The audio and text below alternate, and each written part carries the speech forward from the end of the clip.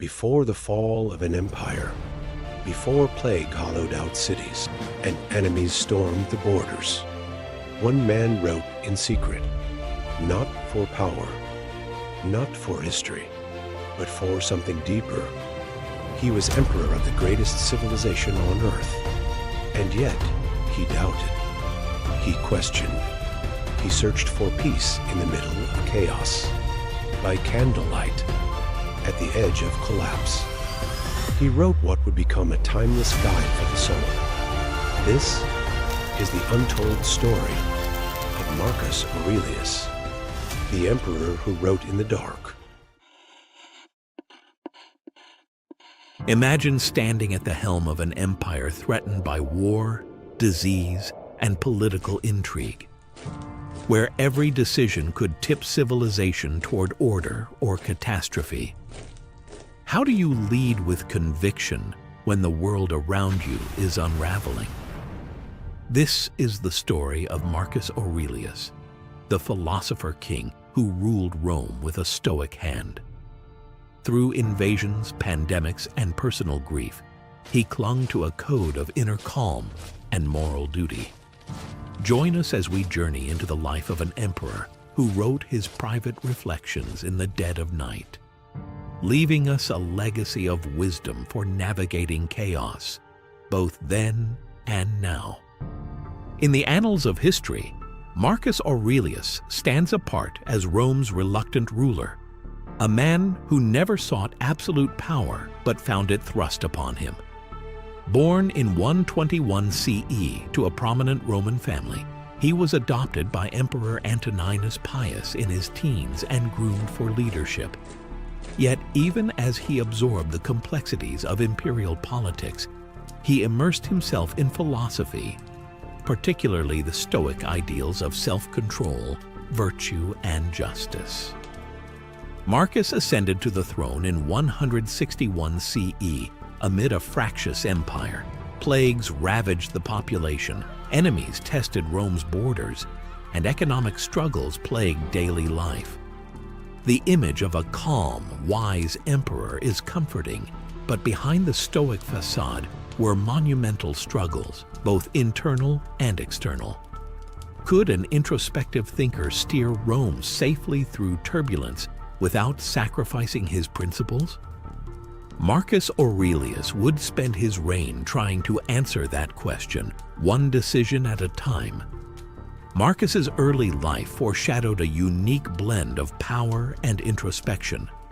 After being designated heir by Emperor Hadrian and then adopted by Antoninus Pius, he received the finest education in rhetoric, law, and philosophy.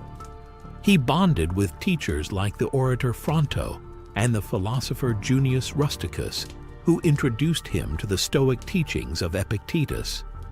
While other young noblemen reveled in luxury, Marcus cultivated discipline, sleeping on a hard bed and practicing frugality even within the opulence of the palace.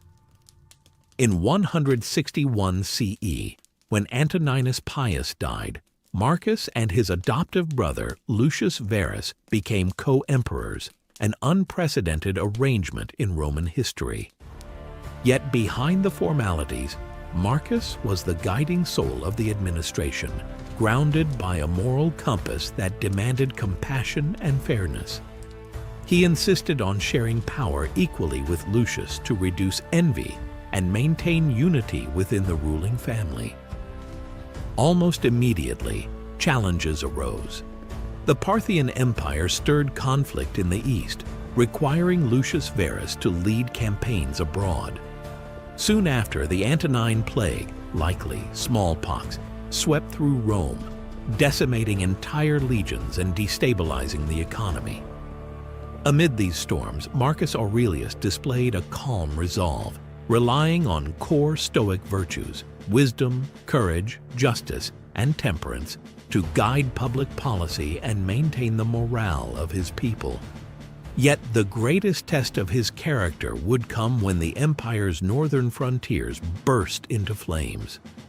Germanic tribes, emboldened by Rome's preoccupation with the plague and Eastern wars, began pressuring the Danube borders. Duty called Marcus to don armor, confront the barbarian threat, and personally lead his troops on grueling campaigns along the frontier. During these protracted wars, Marcus faced the stark reality of being both head of state and commander-in-chief, bearing responsibility for tens of thousands of lives.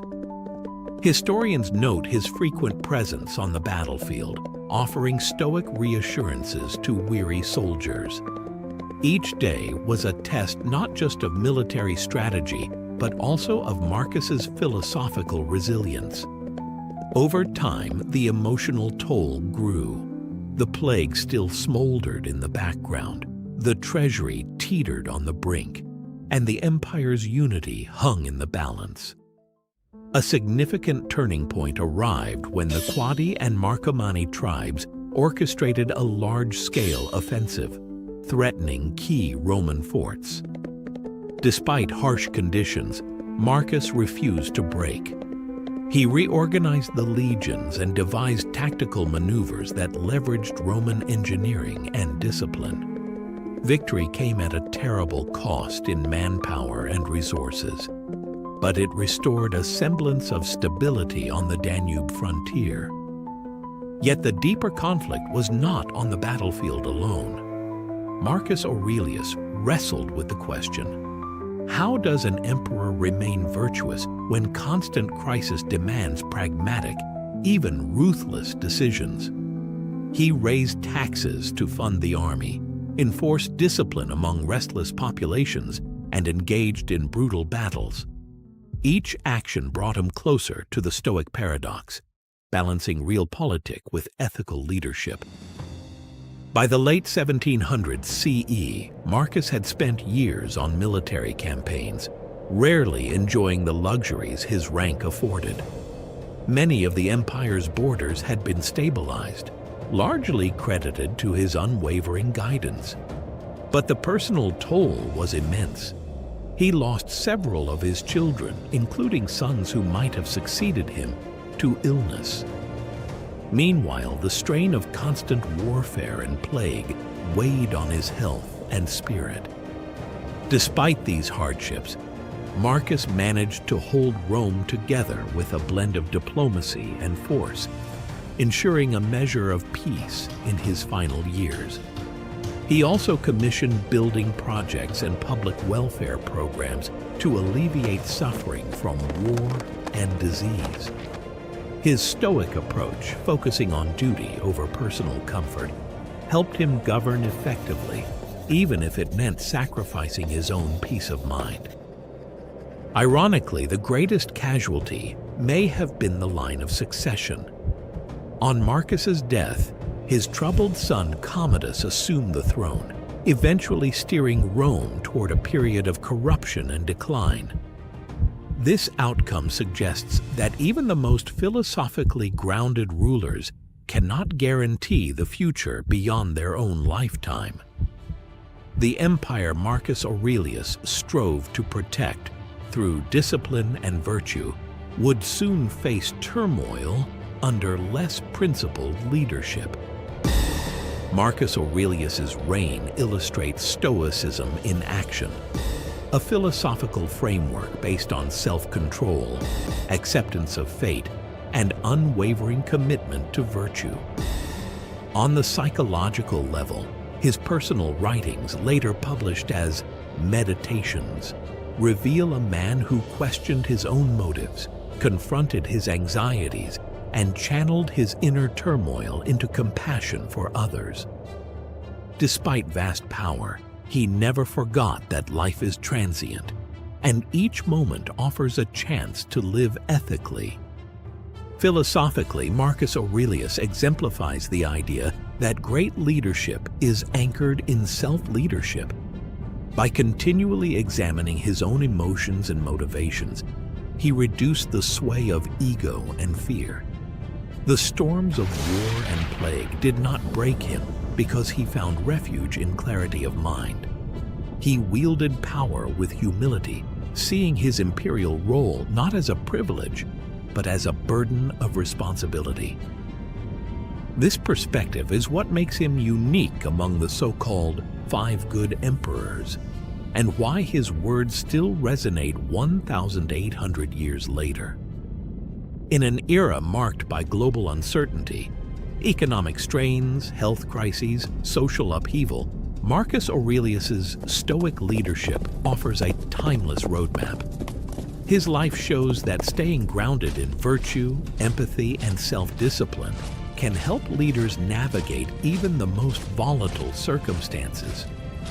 When chaos swirls, it's not flashy rhetoric, but moral clarity and calm resilience that maintain trust and unity. As we close, consider the question that sparked our exploration. How do you lead with conviction in a world of chaos? Marcus Aurelius shows us that true leadership begins within. By mastering our impulses, recognizing our shared humanity, and acting from principles rather than ambition. Let this be a reminder that philosophy isn't just for quiet libraries or academic debate. It's a living guide that can illuminate the darkest paths when we hold on to purpose and keep our hearts steady, even when the winds of turmoil threaten to blow us off course.